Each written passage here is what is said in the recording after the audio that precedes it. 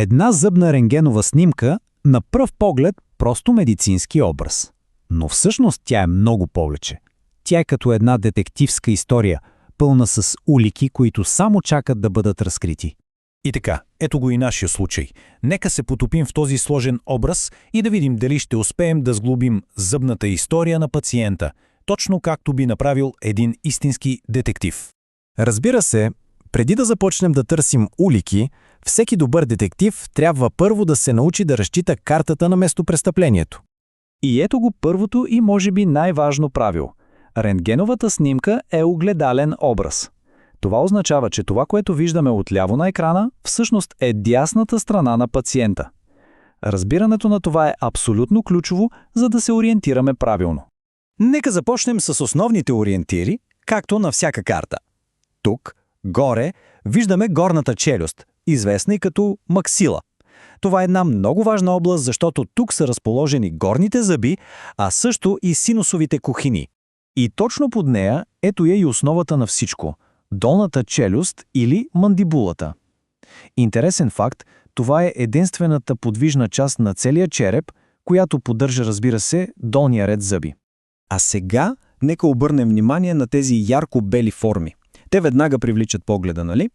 Това са най-пътните структури, естественият зъбен емайл, но също и всякакви пломби, корони и други дентални работи. Всъщност, точно те започват да ни разказват историята.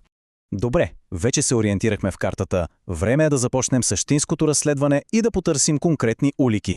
И така, първата ни улика е свързана с една много често срещана процедура. Но какво става, когато нещо се обърка при едно кореново лечение? Ключовия момент е, че ако едно кореново лечение не е направено както трябва, то остава, така да се каже, отворена врата за бактериите. И те, разбира се, не пропускат възможността да се върнат и да причинят нова, често пъти скрита инфекция. А сега погледнете внимателно. Виждате ли тази едва забележима по-тъмна сянка в основата на зъба? Точно това малко петънце е класическият издайнически знак за голям проблем, който се крие под повърхността – инфекция. Хайде да се преместим в друга област на снимката, за да видим как се развива историята. Погледнете нивото на костта около тези зъбни импланти. Тази видима загуба на кост веднага ни подсказва, че тук има някакво възпаление. Това състояние се нарича периимплантит. Може да си го представим като заболяване на венците, но специално за импланти. И е сериозно, защото ако не се лекува, може да доведе до отхвърляне на самия имплант. Разследването ни, за съжаление, разкрива и зъби, които вече не могат да бъдат спасени. Този наклонен молар, например, загубата на кост около него е толкова тежка, че единственото решение е да бъде изваден. Но уликите на тази рентгенова снимка не сочат само към проблеми. Напротив, те разкриват и някои наистина впечатляващи постижения на съвременното дентално инженерство.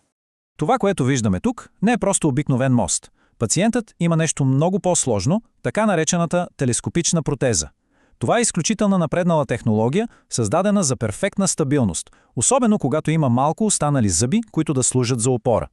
И ето как работи. Това сравнение показва много ясно двукомпонентната система. От едната страна имаме вътрешната метална шапчица, която е циментирана върху зъба, а от другата самата протеза с външната корона, която се плъзга отгоре.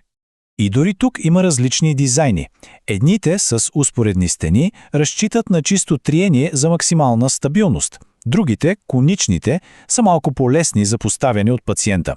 Както виждаме, всеки дизайн си има своите плюсове и минуси и изборът зависи от конкретния случай. Добре, събрахме всички доказателства. Сега идва въпросът.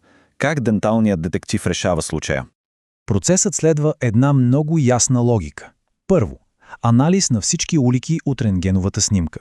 Второ, на базата на тях се поставя диагноза. И трето, което е и най-важното, изготвя се конкретен план за действие. И ето го и финалният доклад, така да се каже, планът за лечение. Той адресира всяка една улика, която открихме по пътя.